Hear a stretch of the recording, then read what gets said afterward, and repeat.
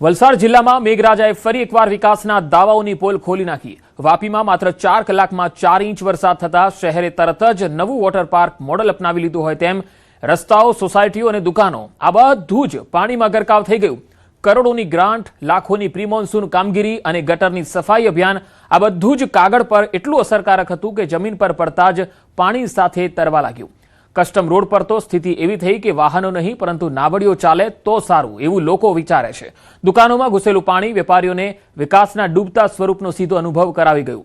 દર વર્ષે જેમ આ વખતે તો બધું જ બરાબર છે એવા દાવાઓ થાય છે, તેમ છતાં આ વર્ષે પણ વરસાદે એ જ જૂની પરંપરા જાળવી રાખી અને તંત્રએ પણ પોતાના પરંપરાગત અમે કામ કર્યું છે એવા નિવેદનો આપતા રહ્યા। સ્થાનિકો હવે આશા રાખે છે કે કદાચ આવનારા વર્ષોમાં વરસાદ નહીં પણ દાવાઓ જ ડ્રેનેજ સિસ્ટમ સુધારી દેશે। સ્ટુડન્ટ 4 દિવસથી સ્કૂલ નથી જતા।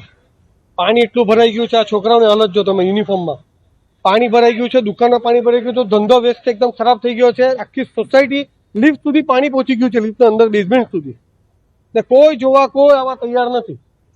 એટલી બધી છે કે પ્રી મોન્સૂન કામકાજ થઈ જ નથી। બધા હાઈવે જાય છે, ગાડીના ફોટા બી પાછળ લીધા છે, બધા ફોટા બી પાડે છે અને એક જમીનદારે પાછળ ગટરનું મોઢું બંધ કરી દીધું છે, એ પણ નગરપાલિકા કાઢવા તૈયાર નથી। અમે કંઈ કહીએ તો કે પ્રાઇવેટ પ્લોટમાં અમે કેમ જઈએ? એ પ્રાઇવેટ પ્લોટ નથી, એ એકચ્યુઅલી ગવર્મેન્ટની ખંડકી છે, તો કોઈ સમજતું નથી એમ। એ તો તમારે ચલાનો નકશો લઈ આવો, નકશામાં જો કે વર્ષો જૂની ખંડકી છે, એનું મોઢું બંધ કર્યું છે। આપણા અહીંયા કંચનજંગા પાસે બી જેસીબી થી ક્લિયર કરાવી નાખ્યું।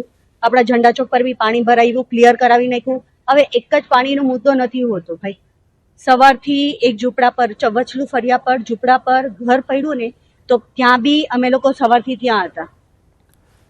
વાત હવે ડાંગ જિલ્લાની। ડાંગ જિલ્લામાં મેઘરાજા મહેરબાન થયા। વરસાદ વરસતા નદી નાળા છલકાયા છે। આહવા વિસ્તારમાં શંકર ધોધ સક્રિય થઈ ગયો છે। સાપુતારા જતા માર્ગ પર અનેક નાના ઝરણા સક્રિય બન્યા છે। ખેડૂતોમાં વરસાદથી ખુશીનો માહોલ છે। સાપુતારામાં 2.5 ઇંચથી વધુ વરસાદ નોંધાયો। આહવામાં 2 ઇંચ વરસાદ થયો તો સુબીરમાં 1/2 ઇંચ વરસાદ નોંધાયો છે। તસવીરોમાં તમે જોઈ શકો છો, આ ધોધ જોવા માટે પણ ઘણા લોકો દૂર દૂરથી અહીંયા આવતા હોય છે। સાપુતારાનો નજારો છે અને ખાસ વરસાદી માહોલ હોય છે ત્યારે જ અહીંયા પ્રકૃતિ ખીલતી હોય છે અને આવા ધોધ અને ઝરણા જોવાનો એક અનોખો લહાવો હોય છે।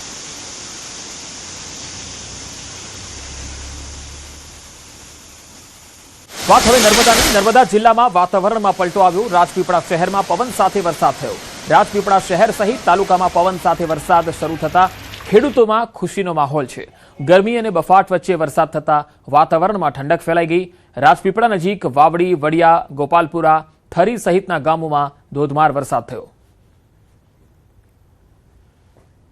ઉત્તર ગુજરાતની વાત કરીએ તો અહીંયા વાવ થરાદ જિલ્લામાં મિની વાવાઝોડા જેવી આંધી વચ્ચે સરહદીય વિસ્તાર આ વાવ થરાદમાં વરસાદનું ધમાકેદાર આગમન થયું। દિવસભરના ભારે બફારા બાદ સાંજ પડતા મિની વાવાઝોડા જેવી તેજ પવન સાથે અહીંયા વરસાદ શરૂ થયો। થરાદ સહિત અનેક વિસ્તારોમાં ધૂળની ડમરી ઉડતા જોવા મળી અને પવન બાદ મેઘરાજાએ એન્ટ્રી પણ કરી। મિની વાવાઝોડા જેવી સ્થિતિ વચ્ચે વરસાદ થતા વાતાવરણમાં ઠંડક ફેલાઈ ગઈ। વાવણીની રાહ જોઈ રહેલા સરહદીય વિસ્તારના ખેડૂતો માટે આ વરસાદ રાહતનો શ્વાસ બની ગયો।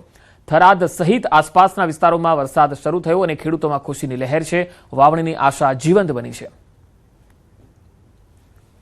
હવે સાબરકાંઠાની વાત। સાબરકાંઠામાં મેઘરાજાની ધમાકેદાર બેટિંગ જોવા મળી। હિંમતનગર, ખેડબ્રહ્મા અને વડાલીમાં વરસાદ શરૂ થયો છે તો પોશીનામાં 1.3 ઇંચ એટલે કે સૌથી વધુ વરસાદ અહીંયા નોંધાયો છે। ગ્રામ્ય વિસ્તારોમાં પણ ધોધમાર વરસાદના અહેવાલ છે। વરસાદ વરસતા ખેડૂતોમાં ખુશીની લહેર વ્યાપી ગઈ છે। તો ગાંધીનગરની વાત। ગાંધીનગરમાં અચાનક વાતાવરણમાં પલટો। શહેરના અનેક વિસ્તારોમાં ધોધમાર વરસાદ પડ્યો। ગરમી અને ઉકળાટથી લોકોને રાહત મળી। ગાંધીનગરમાં વરસાદને કારણે વાતાવરણમાં ઠંડક ફેલાઈ ગઈ છે। આગામી કલાકોમાં પણ વરસાદી માહોલ રહેવાની શક્યતા છે।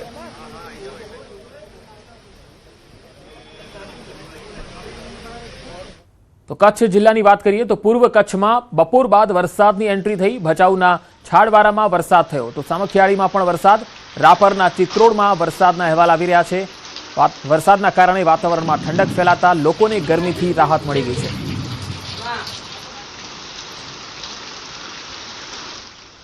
બનાસકાંઠાના યાત્રાધામ અંબાજીમાં પણ ધોધમાર વરસાદ પડ્યો। બજારમાં નદીઓ વહેતી હોય એવા દ્રશ્યો જોવા મળ્યા। અનેક લોકો અને વાહન ચાલકો મુશ્કેલીનો સામનો કરતા દેખાયા। બજારોમાં પાણી ફરી વળતા કેટલીક દુકાનોમાં પણ પાણી ઘૂસી ગયા। અંબાજીનો હિંમતનગર હાઈવે માર્ગ પાણીમાં ગરકાવ થઈ ગયો। હાઈવે પર સમુદ્ર જેવી પરિસ્થિતિ જોવા મળી. અનેક નાના મોટા વાહનો પાણીમાં ખોટવાઈ ગયા, બંધ પડી ગયા. દુકાનોમાં પાણી ઘૂસતા વેપારીઓ પણ પરેશાન દેખાયા. રાહદારીઓ પણ ભારે મુશ્કેલીમાં મુકાયા. સામાન માથે ઉપાડી રસ્તો પાર કરતા દેખાયા. હાઈવે ઉપર લોખંડના વીજ પોલને લઈ લોકોમાં ચિંતાનો માહોલ છે. વીજ પોલ પણ હાઈવે ઉપર છે અને આ વીજ પોલના બોર્ડ ખુલ્લા જોવા મળ્યા. જો આવા વીજ પોલના ખુલ્લા બોર્ડમાંથી વીજ કરંટ ફેલાય તો જવાબદારી કોની? વરસાદનું પાણી ભરાય છે, એમાં દુકાનોમાં પાણી